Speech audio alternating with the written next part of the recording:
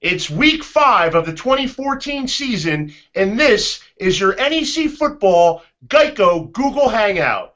Hello, everyone. I'm Ralph Ventre here at Northeast Conference headquarters in Somerset, New Jersey. And today, I have the pleasure of hanging out with arguably the hottest quarterback wide receiver tandem in NCAA FCS football right now. Duquesne quarterback Dillon Buechel and wide receiver Chris King are standing by in Pittsburgh. They'll join us in just a minute, but first, a reminder that today's NEC Google Hangout is brought to you by Geico. 15 minutes could save you 15% or more on car insurance. Visit geico.com. Now it's time to get to work. It's my pleasure to bring in Dillon and Chris. Dillon Buechel, Chris King, thanks for joining me today on what I know was a little short notice. I'm sure that when you found out you were selected to be the featured guest in this week's Google Hangout that you guys were pretty thrilled, huh? Oh, I know Dillon was really excited. Yeah, we're glad to be here. We're glad we could be here and make it happen for sure. What about you, Chris? Oh, yeah, it was really exciting hearing about it. Of course, why wouldn't you be? I mean, but anyway, I want to get down to business here. My first question is going to be, looking at the first 2 weeks of the season, you guys opened with back-to-back killer road games. You go to FBS member Buffalo, then you go to nationally ranked Youngstown State. Obviously, you came up short both of those weeks, but what was the experience like for the team in those 2 games, going on the road, playing some top-quality competition? Whichever one of you guys wants to tackle that first, go ahead. Yeah, I think going and playing, like you said, 2 bigger schools to start the year, I think it and playing well in both those games, I think it gives a lot of confidence to our whole team.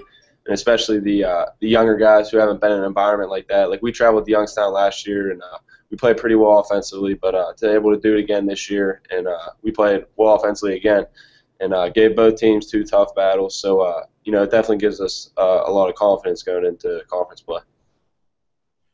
And what about you, Chris? What was it like playing at a team like Buffalo, FBS member, full scholarship, and obviously you had yourself quite a day back there in week 1. What was it like in that atmosphere and getting an opportunity to play in that environment?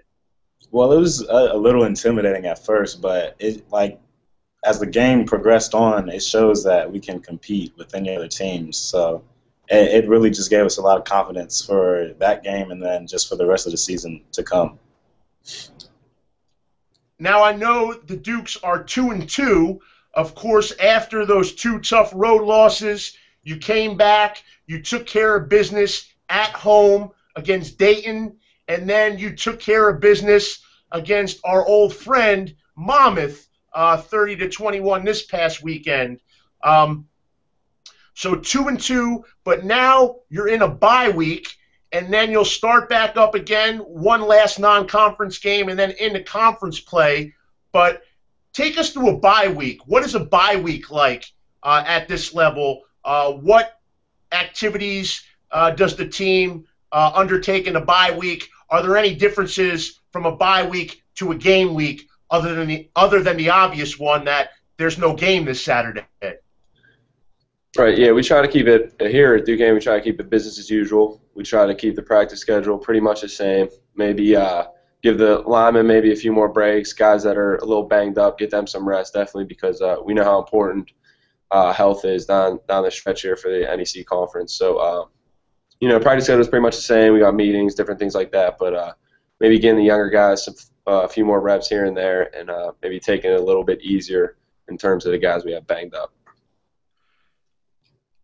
Now, I want to get into a little bit of this quarterback-wide receiver relationship. Dillon, you're second on the FCS leaderboard with 1,231 passing yards. And Chris King, you are first on the FCS leaderboard in receiving, 513 yards. Dillon, I think you have about 90 completions, 91 completions. Chris has 30 of those catches. He has over 40% of the yardage that you've thrown for, Dillon. Chris has been on the receiving end. What's going on here? I'll start with Dillon first.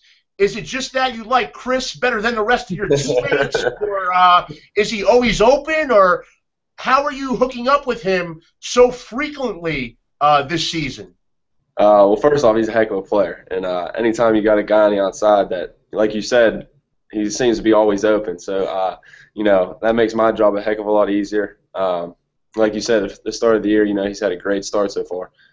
Big games, Buffalo, Youngstown this past week. He's had 3 big games this year. So anytime he's out in open field, we try to get him the ball, down the field vertically. Short screens, anything we can do to get the ball in his hands. He's a great player for us, and he's a playmaker, as he's shown these first 4 games, and we'll try to keep it rolling with him. Now, Chris, this question is going to lead into another one kind of about your chemistry with Dillon, because you didn't really have a full year last year to develop that chemistry.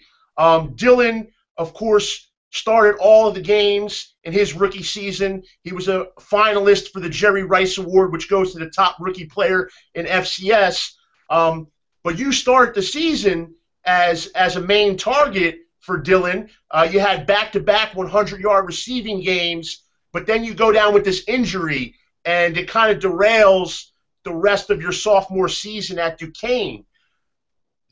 First of all, what was it like recovering from that injury and then getting your timing back? And it seems like you didn't miss a beat with getting right back on the same page with Dillon. I mean, you missed almost a full season.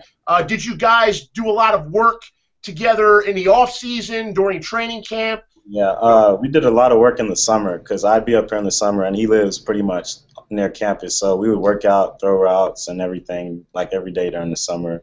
And it was just a little frustrating with the injury because it took me a while to get back healthy again.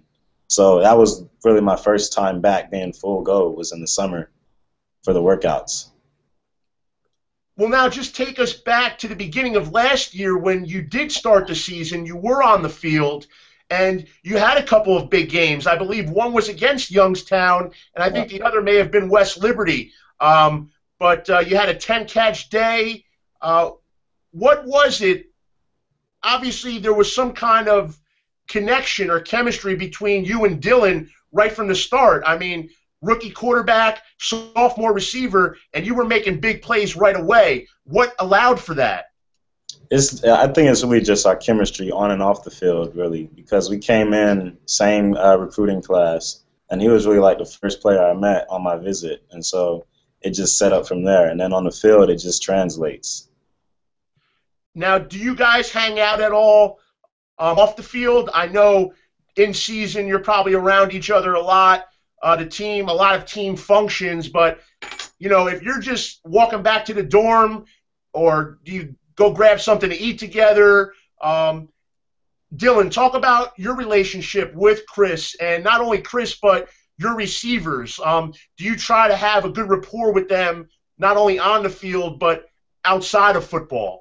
Yeah, for sure, definitely. Not just Chris, but the whole group of guys. The receivers, the group amongst themselves, those guys seem to be best friends. They're always doing things together. They're always hanging out on weekends, like you say, getting stuff to eat. And anytime I can join them, I try to do what I can to be with them. And it's I think, like Chris said, that stuff does translate onto the field. We got a bunch of talented guys here that play receiver for us, and the fact that they all get along great, and they seem to be best of friends since they've been on campus here. And any time I get to spend with them, it's always a good time. And these guys like to have a good time. They're goofy at times, but know when to be serious. So it's definitely a good mix we got going on and off the field. And I want to ask both of you, what's the most important part of a quarterback-receiver relationship? I mean, what's the most important element there? I guess there's a trust factor that you think your receiver's always going to be in the right spot and the quarterback's going to deliver the ball there. I mean, break down this quarterback-wide receiver relationship and what makes a good one. Yeah, well, I think first and foremost, obviously, it starts up front with the offensive line. You know, when those guys are playing well and they're giving us time to throw the ball and for Chris to get open and the other receivers we have here, it makes our job a heck of a lot easier when those guys up front are playing well. And so far this year, as you've seen with the numbers we've been putting up, they've been playing great this year. But yeah, like you said, trust is a big part of it. You know, he's been here. He's played for 3 years. I redshirted my freshman year, but all the time we've put in throwing routes, different things like that. Like Chris said, staying up here in the summer, it definitely pays off in the season, and trust is one of those big factors. Yeah, for sure. And it's Chris, really what's your take? Well, it's really just about trust and being on the same page. Pretty much when I'm on the field, I know what Dillon is thinking, and he knows what I'm thinking pretty much. And so whenever he throws it up, near my way, it's mine. Now, I want to give you a chance, Chris, to talk a little bit about the rest of the unit, the receiving core. I know Dillon mentioned that, you know, this is a unit and everybody's kind of on the same page all together. It's not just you two. But talk a little bit about your fellow receivers and what some of them bring to the table. I know guys well, a duo and so on. And even guys from the past. I know Gianni Carter and Sean Brady were both on this show last year. Did you learn anything from them? And then your current teammates now. Talk a little bit about them. What do they do well? Are they better at anything than you are, or what? Well, of course, like from last year, I learned from the older guys like Gianni Carter and Sean Brady. They had some things when I was a freshman and sophomore that really helped me now. And speaking of as like the other receivers, like the smaller slot guys, they may be quicker and faster and more shiftier than me. I like to say I'm just more of like a speed and possession receiver, while the other guys, they can get open in small spaces.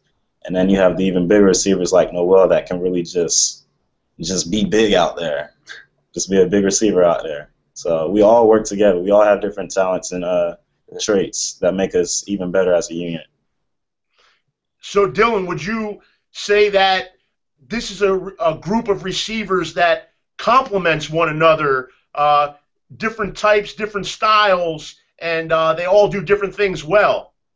Yeah, definitely. We got 5, 6, 7 guys that all rotate in, and like Chris said, we got guys in the slot. Devin Romming, Dave Thomas, Shavis Rollins jumps in the slot sometimes. All of them do a great job in there. And then, like you said, out wide with Noel and Wayne Capers just came in this year, transferred from Arizona. He's coming along a little bit. So, you know, that whole group, they do an excellent job of off each other. A big thing they do is they block really hard for each other. We throw a lot of screens, a lot of short passes, different things like that. And it's great to see those guys, you know, play for one another and throw blocks downfield, maybe spraying a guy for an extra 5 yards. But like you said, yeah, we got some small, shifty guys. We got some big, strong guys like Chris. We got some even bigger guys like Noel. So, yeah, it's definitely a good combination we have going. Now, Chris, he mentioned the blocking. A lot of people don't look at that, but it's obviously a big part of a receiver's game. Everybody thinks that you're just running fly patterns down the sideline catching touchdowns, but obviously there's a lot more to the position than that, and blocking is a key part. Right. How do you see yourself as a blocker, and is it something that you enjoy doing, or is it something that you just have to do, so you do it? Really, it's more of both. Like, you might come in thinking like it's just something you have to do, but blocking opens up everything else. It opens up yards after catch for another receiver. It opens up even a further run for the running back, touchdown. So it's really just being part of a team player. Seeing your other teammates succeed is almost as great as you succeeding yourself. Now you guys are kind of touching on the team mentality right there, and I want to ask you about the team and the expectations. I know that this may be a bit of a cliche, but the fact is you finished 4-2 last year in a tie for first place. Duquesne has earned a share of the NEC title in 2 of the past 3 years, but neither of you guys have yet to get to the FCS playoffs. So is there a sense of unfinished business from last year? And what's the team's focus for 2014? Yeah, I think that's so far in the distance right now. We're talking about end of the season goals and different things like that. We haven't played a conference game yet, but building off last year, like you said, we do have certain aspirations and goals of where we think his team can go, and we got to take it. Like you said, it's a cliche. We got to take it play by play, game by game, and after every game, we'll look, see what the scoreboard says, and if that puts us where we want to be at the end of the year, great. And we're just going to keep trying to get to our team goals and what we think we can achieve. Now, I'm going to throw this question at Chris, and it's about conference play. Obviously, the bye week, you're off Saturday. Then you'll get back to action October 4th. It's your last tune-up against a Division II team. West Liberty's coming to town. Obviously, you had a big day against them last year, Chris. But West Liberty aside, I know you take it 1 week at a time, but October 11th, you open up against Central, and conference play finally arrives. That's our featured game of the week on October 11th. It'll be the ESPN3 game of the week for NEC football. And I'll simply ask you this, Chris. Are you guys excited for conference play to start? Do you kind of want it to start already? I know it's, we've already played a month. It'll be 5 weeks, 6 weeks before you play a conference game. Are you guys itching over there to get back into Northeast Conference competition? Oh, yeah, I'd definitely say we are. We're really excited about the season and what it holds for us. Matter of fact, you just talking about the season just got me excited. Yeah. Dillon, I want to ask you, it's just something I noticed looking at the statistics from last year to this year. Last year, 14 touchdown passes, 15 interceptions. Obviously, you had a great year as far as the yardage goes and the total offense. You were amongst national leaders, and you were at top of the NEC right there with R.J. Noel of Sacred Heart. But TD to interception ratio was 14-15. This year, though, 8 touchdown passes, 3 interceptions through 4 games. What has been the difference from last year to this year? Was it just growing pains? Are you getting better protection? Did your receivers just not run the right routes last year, and that's why you got picked off 15 times because of those receivers? But, no, what's the difference? How have you flipped those numbers into the positive side? I think it's a kind of a mixture of a bunch of things, like you said. First off, I think inexperience played into it a little bit last year. That was my first year starting, There was some growing pains, like you said, some decisions in football games I made that I probably shouldn't have made. But, I got better because of it, and I think the numbers are showing that so far this year. So a lot of it's just, playing smart, just taking what the defense gives you.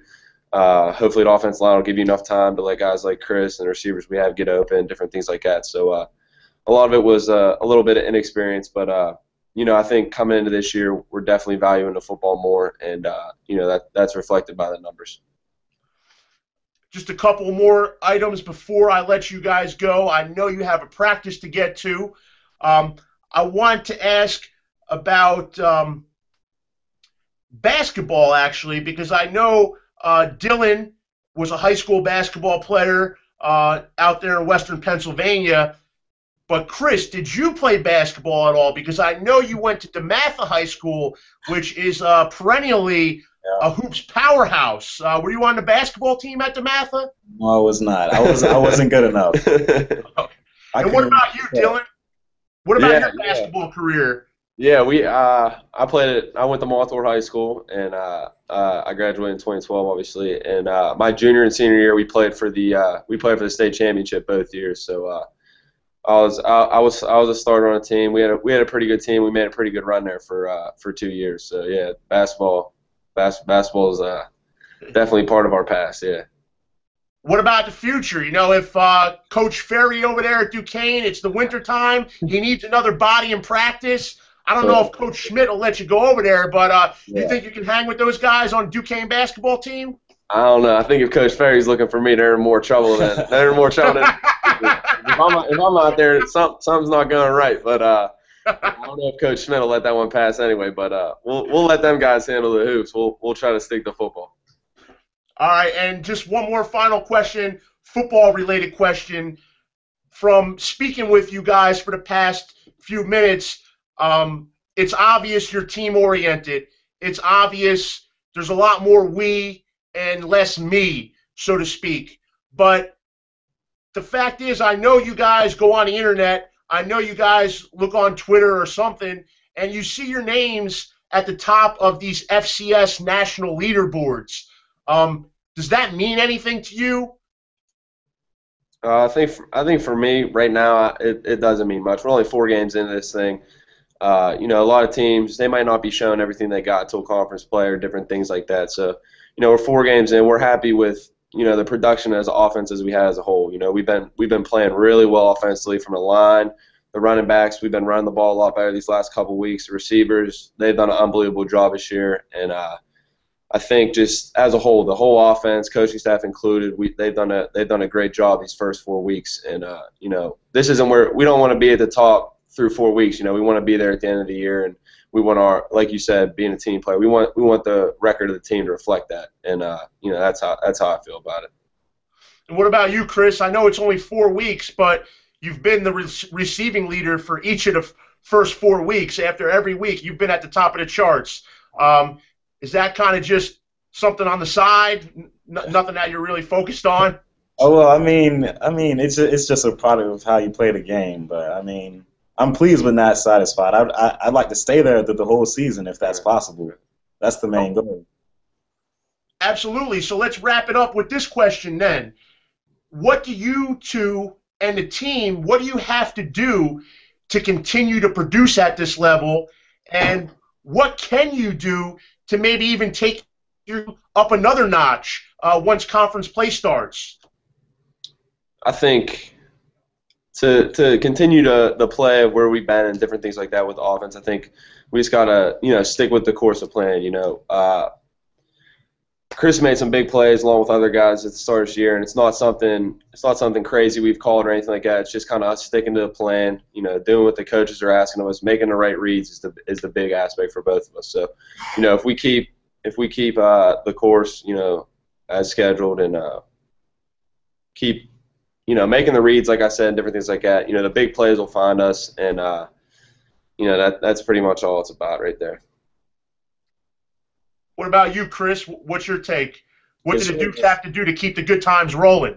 It's really just us sticking to playing Dukes football, just taking things little by little. You can't focus on the big play or the stats or anything like that. You just got to stick, just play by play, and just do your job, and then everything else will come. So there you've heard it from the man himself, Chris King. Just do your job, and he's been doing quite a fine job along with his quarterback, Dillon Buechel. Chris King, Dillon Buechel, thank you very much for joining us today on our NEC Football Geico Google Hangout. It's been a pleasure to sit down and talk some football with you guys. Thanks again. Thank you. Thanks for having us. No problem. Anytime, guys. And just a reminder, you can catch Duquesne, Dillon Buechel, Chris King next October 4th against West Liberty on NEC Front Row. And then, of course, October 11th, they kick off conference play at Central Connecticut on ESPN3.